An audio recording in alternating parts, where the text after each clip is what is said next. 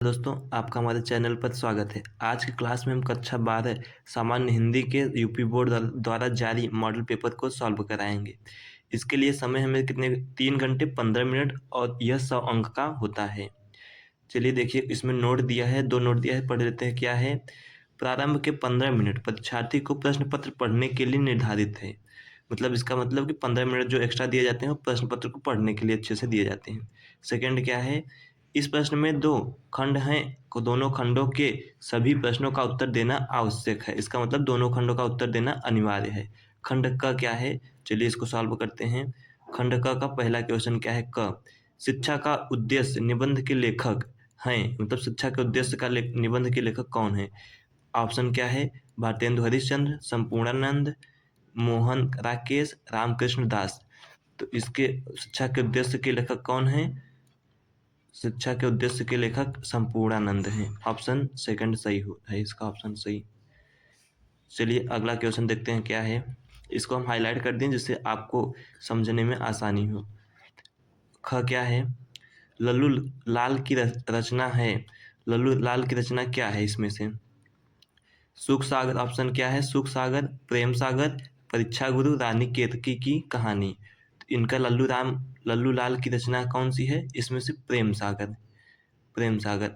और ये जो थर्ड ऑप्शन है परीक्षा गुरु, ये क्या है? ये हिंदी का प्रथम उपन्यास है। और ये हिंदी का प्रथम उपन्यास है जो कि बहुत इंपॉर्टेंट है, बहुत बार पूछा जाता है। ये किसका है? लाला सिर निवास दास का है। और रानी केतकी की कहानी किसके है? ये इंशाअल्लाह खां की है। चलिए अगला क्वेश्चन को देखते हैं। क्या है अगला क्वेश्चन?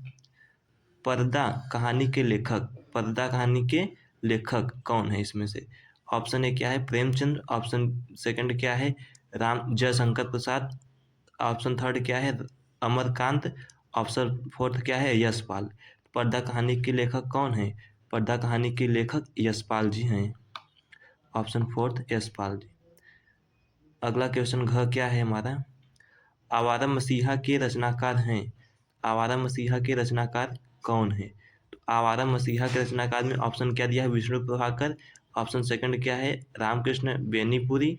ऑप्शन फोर्थ क्या है? राहुल साकित्यायन। ऑप्शन फोर्थ क्या है? रागेय राघव। तो आवारा मसीहा के रचनाकार कौन है? Option first Vishnu Prabhakar. इसके आवारा मसीहा के रचनाकार कौन है? विष्णु प्रभाकर। चलिए अगला क्वेश्चन क्या है देखते हैं। बाणभट्ट की आत्मकथा के लेखक, ये तो प्रसिद्ध फेमस क्वेश्चन है। इसको तो ये तो सब लोगों को पता है कि बाणभट्ट की आत्मकथा के लेखक कौन है। महावीर प्रसाद द्विवेदी भी नहीं है, सरदार पूर्ण सिंह भी नहीं है, वासुदेव शरण अग्रवाल भी नहीं है। इसके ऑप्शन फोर्थ कौन है? हजारी प्रसाद द्विवेदी। इसका सही आंसर क्या हुआ? हजारी प्रसाद द्विवेदी जी हैं इसके। बाणभट्ट की आत्मकथा के लेखक कौन है? हजारी प्रसाद द्विवेदी जी हैं। चलिए प्रश्न नंबर 1 खत्म हो गया। प्रश्न 2 क्या है? 2 का क है कि कामायनी किस युग की रचना है? कामायनी किस युग की रचना है? कामायनी किसकी रचना है? ये जयशंकर प्रसाद की है। किसकी है? जयशंकर प्रसाद की। और ये किसकी है? किस युग की है? छायावाद युग की। किस युग की है? छायावाद युग की है। अगला क्वेश्चन है हमारा क्या? निम्नलिखित कवियों में से कौन प्रगतिवादी युग का है? तो ऑप्शन क्या है? अग्रदास, तुलसीदास, नंददास, रामधारी सिंह दिनकर। तो इसमें क्या पूछा है? प्रगतिवादी युग के कवि। तो ऑप्शन फोर्थ क्या है हमारा? रामधारी सिंह दिनकर। इसमें से प्रगतिवादी कवि कौन है? रामधारी सिंह दिनकर। अग्रदास, तुलसीदास और नंददास ये किस युग के कवि हैं? ये भक्ति काल के कवि हैं। किसके हैं? भक्ति काल के कवि हैं। चलिए अगला क्वेश्चन देखते हैं क्या है। अगला क्वेश्चन है क्या? तात सप्तक का प्रकाशन वर्ष पूछा है क्या? तात सप्तक का प्रकाशन वर्ष। तात सप्तक का प्रकाशन वर्ष कौन सा है? 1900। ऑप्शन क्या है? 1941 ईस्वी, 1943 ईस्वी, 1954 ईस्वी, 1947 ईस्वी। तो ऑप्शन हमारा कौन सा सही है? तात तप सप्तक का प्रकाशन वर्ष कितना है? 1943 ईस्वी। अगला क्वेश्चन क्या है? द्विवेदी युग की रचना नहीं है। इसमें से बोल रहा है कि द्विवेदी युग की रचना नहीं है। ऑप्शन क्या है? प्रियप्रवास, साकेत, भारत भारती, कामायनी। तो हमने पता है कि कामायनी किस युग की है? ये जयशंकर की किस युग की है? छायावाद युग की है। किसकी है? छायावाद युग की। और सब इसमें से क्या है? द्विवेदी युग की है, लेकिन ये कामायनी किस युग की है? छायावाद युग की है। चलिए अगला क्वेश्चन देखते हैं क्या है। अष्टछाप के कवियों का संबंध, अष्टछाप के कवियों का संबंध भक्ति काल की किस शाखा से है? इसका मतलब तो अष्टछाप के कवियों का संबंध किस शाखा से है? ऑप्शन क्या है? राम भक्ति शाखा से। ऑप्शन सेकंड क्या है? ज्ञानाश्रयी शाखा से। ऑप्शन थर्ड क्या है? प्रेमाश्रयी शाखा से। ऑप्शन फोर्थ क्या है? कृष्ण कृष्ण भक्ति शाखा से।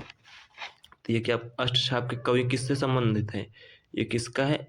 ऑप्शन फोर्थ क्या है? कृष्ण भक्ति शाखा से। किससे? कृष्ण भक्ति शाखा से। चलिए अगला क्वेश्चन देखते हैं।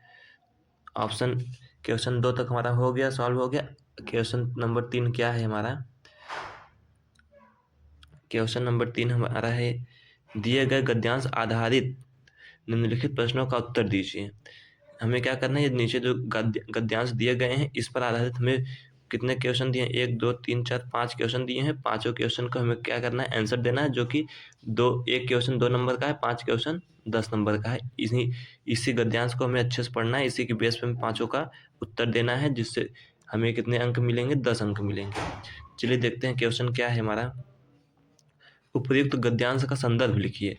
इसका संदर्भ लिखने के लिए हमें कितने अंक दिए जाएंगे? 2 अंक दिए जाएंगे। एक क्वेश्चन के लिए हमें 2 अंक दिए जाएंगे और 5 क्वेश्चन दिए गए हैं हमें। चलिए देखिए हमारा पहले प्रश्न को हम सॉल्व करा, तीसरे प्रश्न को सॉल्व करा देते हैं। इसी बेस पे अगले क्वेश्चन भी है, उसको आप लोग ऐसे ही सॉल्व कर लेंगे। चलिए देखिए क्या है, उपयुक्त गद्यांश का संदर्भ लिखिए। बोला है उपयुक्त गद्यांश का संदर्भ लिखिए। तो चलिए इसका हम संदर्भ लिख लेते हैं। ये किस पाठ से लिया गया है? ये लिया गया है हम राष्ट्र का स्वरूप से। इसके लेखक कौन है? डॉक्टर वासुदेव शरण अग्रवाल जी हैं। चलिए इसका हम क्या लिख सकते हैं? गद्यांश का संदर्भ लिख लेते हैं। चलिए लिखते हैं क्या?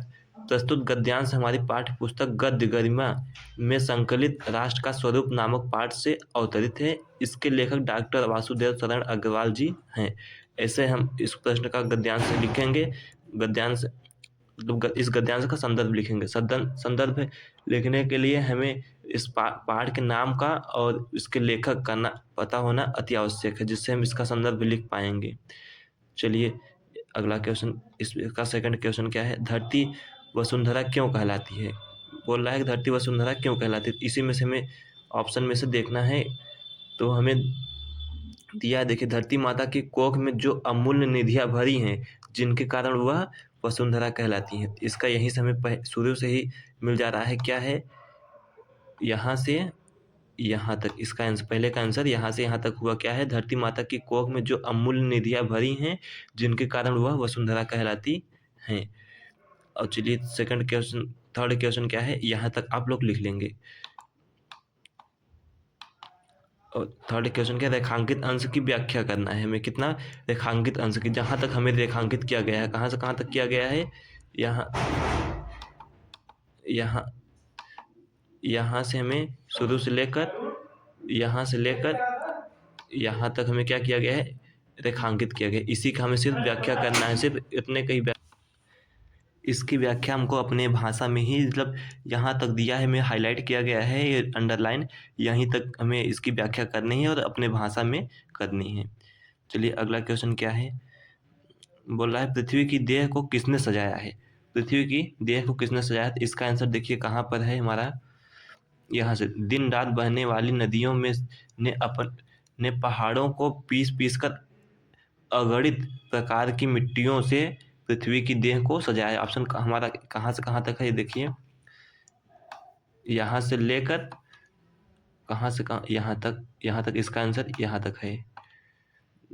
क्या है कि दिन रात बहने वाली नदियों ने पहाड़ों को पीस पीस कर अगणित प्रकार की मिट्टियों से पृथ्वी की देह को सजाया है। चलिए अगला क्वेश्चन देखते हैं क्या है। भावी आर्थिक अभ्युदय हेतु हमें क्या करना चाहिए? तो क्या बोल रहा है? भावी आर्थिक अभ्युदय हेतु हमें क्या करना चाहिए? तो इसका आंसर देखिए क्या है हमारा। हमारे भावी आर्थिक अभ्युदय के लिए इन सब की जांच पड़ताल अत्यंत आवश्यक है। इसका आंसर कहाँ है? कहाँ से कहाँ तक? यहाँ से लेकर यहाँ तक, लास्ट तक इसका आंसर है। अगर इसको आप लोग और अच्छे तरीके से लिखना चाहते हैं तो इसको थोड़ा अपनी भाषा में इसको जोड़कर लिख सकते हैं। चलिए ये क्वेश्चन हमारा सॉल्व हो गया। अगला क्वेश्चन, अगर जैसे कि इसमें हमें क्या दिया है, एक अथवा करके दिया है।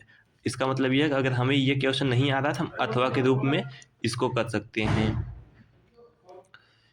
चलिए आगे क्या है, इस जैसे पहले क्वेश्चन को नहीं आ रहा तो उसको उसकी जगह पर हम अथवा क्वेश्चन को कर सकते हैं। इसमें भी 5 क्वेश्चन दिए गए हैं जिसका हमें आंसर देना है। चलिए क्वेश्चन नंबर 4 क्या है, दिए गए पद्यांश पर आधारित निम्नलिखित प्रश्नों के उत्तर दीजिए। इसमें भी हमें 5 क्वेश्चन दिए गए हैं और दो एक अंक क्वेश्चन 2 अंक का है, जिसके लिए हमें 10 अंक मिलेंगे। चलिए इसको भी आप लोग कर लेंगे। अगर ये नहीं आ रहा तो इसके जगह पर हमें क्या कर लेना है, अथवा दिया है ऑप्शन में, अथवा हम डाल के कर सकते हैं। चलिए अगला क्वेश्चन क्या है, क्वेश्चन नंबर 5 क्या है, निम्नलिखित में से किसी एक लेखक का साहित्यिक परिचय देते हुए उनकी प्रमुख रचना का उल्लेख कीजिए। इसमें हमें ऑप्शन दिया है क्या, साहित्यिक परिचय देखिए 5 नंबर मिलेंगे हमें किसके किसके लिए, साहित्यिक परिचय के लिए हमें 3 अंक और उसका उनकी रचनाओं का उल्लेख करने के लिए हमें 2 अंक, टोटल हमें 5 अंक मिलेंगे इस प्रश्न से। इसमें से 3 लोगों का दिया गया, 3 में से किसी एक का हमें जीवन परिचय मतलब साहित्यिक परिचय लिखना है, उनकी प्रमुख रचनाओं का उल्लेख करना है। ऑप्शन क्या क्या है, आचार्य हजारी प्रसाद द्विवेदी, एपीजे अब्दुल कलाम, वासुदेव शरण अग्रवाल हैं। इसमें से आप तीनों लोग में से आप तीनों लोग को याद कर लेंगे, पेपर में एक से एक ना एक जरूर आ जाएंगे, तीनों लोग इम्पॉर्टेंट हैं। चलिए अगला क्वेश्चन क्या है हमारा, निम्नलिखित में से किसी एक कवि का साहित्यिक परिचय देते हुए उनकी प्रमुख कृतियों पर प्रकाश डालिए। क्या है, इसमें भी एक किसी एक कवि का साहित्यिक परिचय देना है और उसमें उनकी प्रमुख कृतियों का उल्लेख करना है, फिर प्रकाश डालना है। इसके लिए भी हमें कितना अंक मिलेंगे, 5 अंक मिलेंगे। शब्द सीमा दिया है, मैक्सिमम कितना होना चाहिए, 80 अंक होना चाहिए, 80 शब्द होना चाहिए।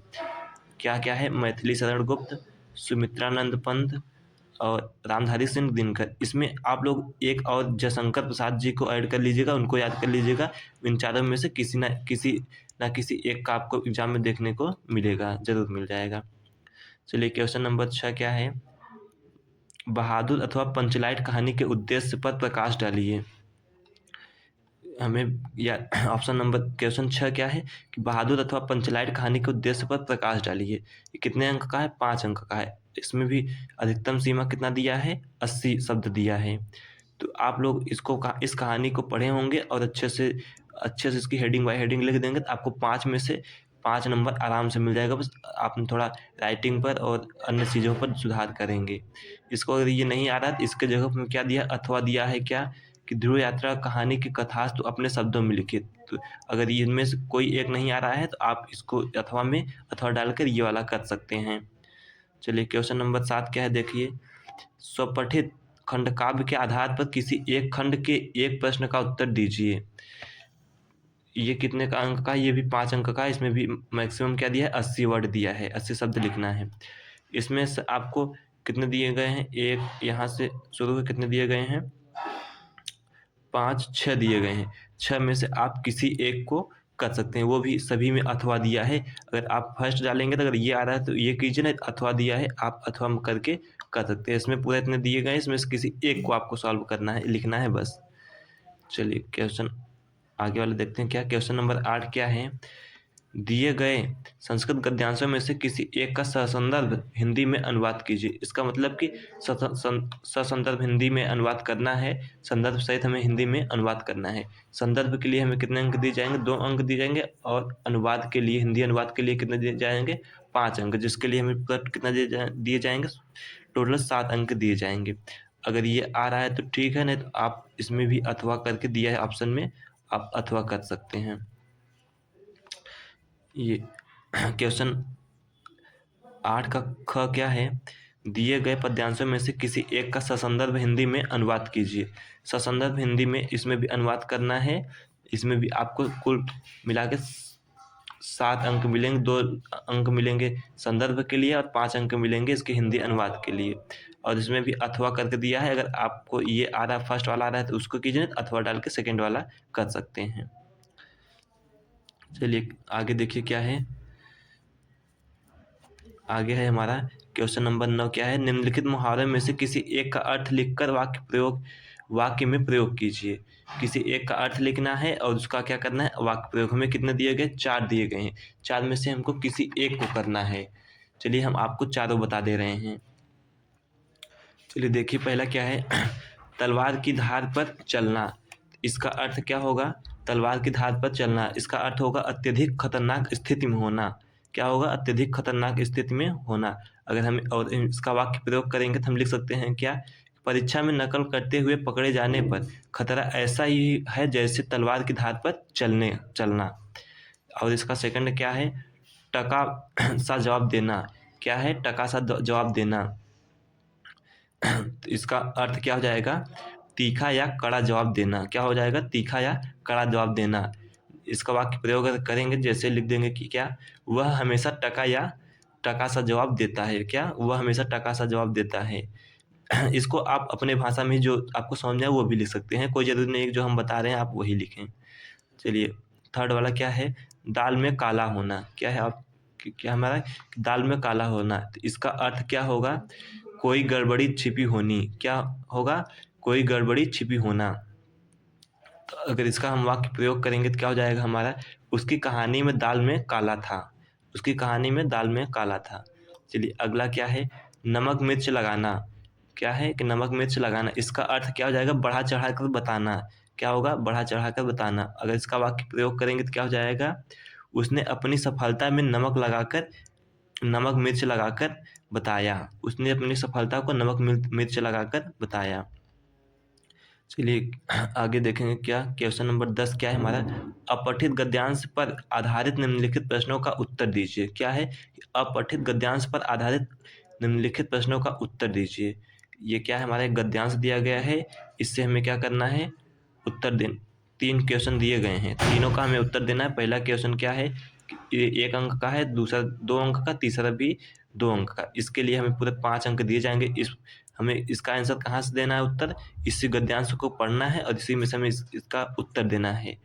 अगर ये नहीं आ रहा, समझ में आ रहा है, तो आप इसके जगह पे अथवा दिया है, अथवा को भी सॉल्व कर सकते हैं। इसमें भी 3 क्वेश्चन दिए गए हैं, इसमें भी तीनों का आंसर देने पर आपको 5 अंक मिलेगा। चलिए प्रश्न 11 क्या है, निम्नलिखित शब्द युग्मों का सही चयन करके लिखिए। क्या है, निम्नलिखित शब्द युग्मों का सही चयन करके लिखिए। इसके लिए हमें क्या दिया गया है, पहला एक क्वेश्चन दिया गया है जिसके लिए हमें 4 ऑप्शन ABCD दिया गया है। क्या दिया गया, वसन और व्यसन। क्या है, वसन और व्यसन। ऑप्शन ए क्या है, विवश और व्याकुल। ऑप्शन बी क्या है, कवच और भोजन। ऑप्शन सी क्या है, वस्त्र और आदत। ऑप्शन डी क्या है, विस्तार और अवधि। हम जानते हैं वसन मतलब क्या होता है, वस्त्र होता है। क्या होता है, वस्त्र। और व्यसन माने क्या होता है, व्यसन मतलब होता है हमारा आदत। क्या होता है, आदत। तो वसन और व्यसन का पूरा क्या हो जाएगा हमारा, ऑप्शन सी सही, वस्त्र और आदत। क्या हो जाएगा, वस्त्र और आदत। चलिए सेकंड क्वेश्चन देखते हैं क्या है, अंबुज और अम्बुद। क्या है, अंबुज और अम्बुद। इसका आंसर क्या हो जाएगा, इसका आंसर हो जाएगा अंबुज और अम्बुद। तो अंबुज मतलब क्या होता है, कमल। क्या होता है, अंबुज मतलब होता है कमल, और अम्बुद मतलब क्या होता है, बादल। क्या होता है, बादल। तो इसका हमारा क्या हो जाएगा, ऑप्शन सी सही। इसका भी ऑप्शन सी सही है, क्या, कमल और बादल। चलिए क्वेश्चन ख क्या है, निम्नलिखित शब्दों में से किसी एक शब्द के 2 अर्थ लिखिए। क्या बोल रहा है, निम्नलिखित शब्दों में से किसी एक शब्द के 2 अर्थ लिखिए। चलिए हम इसमें से इसको सॉल्व करा रहे हैं। क्या, अंबर। अंबर का हम 2 शब्द लिखेंगे तो क्या लिख सकते हैं, अंबर मतलब क्या होता है, आकाश। और इसका लिख सकते हैं, एक लिख सकते हैं वस्त्र। एक आकाश हो जाएगा, एक क्या हो जाएगा, वस्त्र। और सेकंड वाला क्या है, पट। पट में मतलब भी क्या होता है, वस्त्र। और एक पट को क्या बोलते हैं, दरवाजा को भी क्या बोलते हैं, पट बोलते हैं, दरवाजा। चलिए इसी तरीके आप इन दोनों को भी सॉल्व कर सकते हैं, लेकिन आपको सिर्फ एक करना है। सिर्फ आपको क्या बोला, 4 में ऑप्शन दिए हैं, नहीं, निम्नलिखित में से किसी एक के 2 अर्थ लिखना है। मतलब किसी एक को ही करना है, लेकिन आपको 2 अर्थ लिखने हैं। चलिए ग क्या है, निम्नलिखित वाक्यों वाक्यों के वाक्यांशों के लिए एक शब्द का चयन करके लिखिए। क्या बोल रहा है, निम्नलिखित वाक्यांशों के लिए एक शब्द का चयन करके लिखिए। चलिए देखिए क्या है आप जो आँखों के सामने हो। क्या है? जो आँखों के सामने हो। जो आँखों के सामने होता है उसे क्या बोलते हैं? प्रत्यक्ष बोलते हैं। क्या बोलते हैं? प्रत्यक्ष बोलते हैं। ऑप्शन कौन सा सही है? ऑप्शन बी सही है इसका, प्रत्यक्ष। फिर आप सेकंड क्या है? जानने की इच्छा रखने वाले को क्या कहते हैं? जानने की इच्छा रखने वाले को जिज्ञासु भी नहीं, क्या जानकार भी नहीं कहते हैं, ज्ञानी भी नहीं कहते हैं, बुद्धिमान नहीं कहते हैं, क्या कहते हैं? जिज्ञासु बोलते हैं। उसे क्या बोलते हैं? जिज्ञासु। घ क्या है? देखिए घ हमारा क्या है? निम्नलिखित में से किन्हीं दो वाक्यों को शुद्ध करके लिखिए। क्या है? निम्नलिखित में से किसी दो वाक्यों को शुद्ध करके लिखिए। चलिए क्या है? तुम तो कुर्सी पर बैठे हो। क्या बोल रहा है? तुम तो कुर्सी पर बैठे हैं ऐसा लिखा है, तो इसे हमें क्या करना है? शुद्ध करना है। इसके लिए क्या कर सकते हैं इसको हम? तुम तुम कुर्सी पर बैठे हो। इस है की जगह पर क्या क्या नहीं होना चाहिए? ये है नहीं होना चाहिए। क्या होना चाहिए? हो होना चाहिए। और तुम तो कुर्सी पर बैठे है, ये यहाँ पर है नहीं होना चाहिए। और क्या? तो नहीं होना चाहिए। क्या? तुम कुर्सी पर बैठे हो, इसके जगह हम क्या कर देंगे? है की जगह पर क्या कर सकते हैं? है की जगह पर हमारा क्या होना चाहिए? हो होना चाहिए। क्या होना चाहिए? हो होना चाहिए। इस है की जगह पर हमारा क्या होना चाहिए? हो होना चाहिए। अगला सेकंड क्या है? इस सरोवर में अनेकों कमल खिले हैं। इस सरोवर में अनेकों कमल खिले हैं। तो यहाँ हमारा अनेकों नहीं होना चाहिए। क्यों? क्योंकि इसमें अनेक लगने से ये क्या हो जाता है? बहुवचन पहले से हो जाता है। अनेकों लगने का कोई मतलब नहीं है। तो इसमें कौन सा क्या गलत है हमारा? इस यहाँ पर हमारा अनेकों नहीं होना चाहिए। क्या होना चाहिए? अनेक होना चाहिए। इस सरोवर में अनेक कमल खिले हैं, इसमें अनेकों में गड़बड़ी है। चलिए अगला क्वेश्चन देखते हैं। क्या क्वेश्चन 12 क्या है?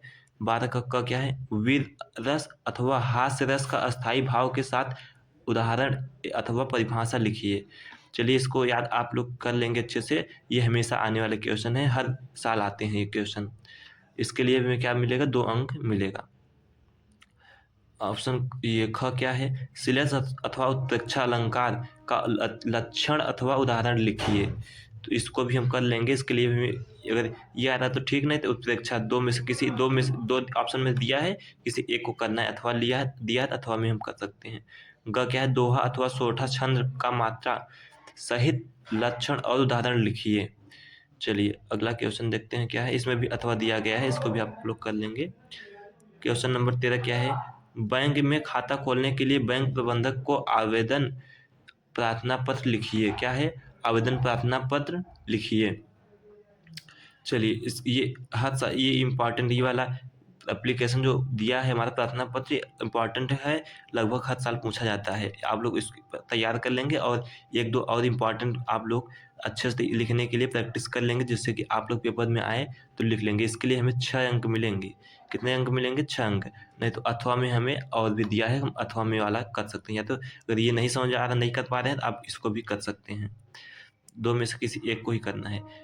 प्रश्न नंबर 14 क्या है? निम्नलिखित विषयों में से किसी एक पर अपनी भाषा शैली में निबंध लिखिए। क्या है? किसी एक पर भाषा शैली में आपको क्या करना है? निबंध लिखना है। क्या है? बेरोजगारी की समस्या है और आतंकवाद की समस्या और समाधान है। वृक्षारोपण का महत्व है। विद्यार्थी और राजनीति है। देश के समृद्धि और विकास के में समाचार पत्रों की भूमिका है। तो इसमें आपको क्या इम्पोर्टेंट है? ये भी इम्पोर्टेंट है और ये भी इम्पोर्टेंट है ये। और आप लोग एक क्या कर लेंगे? प्रदूषण पे तैयार कर लेंगे। क्या कर लेंगे? प्रदूषण तैयार कर लेंगे। इसमें से आपको कोई ना कोई पेपर देखने को जरूर मिल जाएगा, जिससे आप अच्छे से लिख पाएँ। और इसके लिए कितना दिए जाते हैं? 9 अंक मिलेंगे आपको। चलिए ठीक है, आज की क्लास यहीं समाप्त करते हैं। अगले क्लास में मिलते हैं। आज क्लास को यहीं समाप्त करते हैं। धन्यवाद।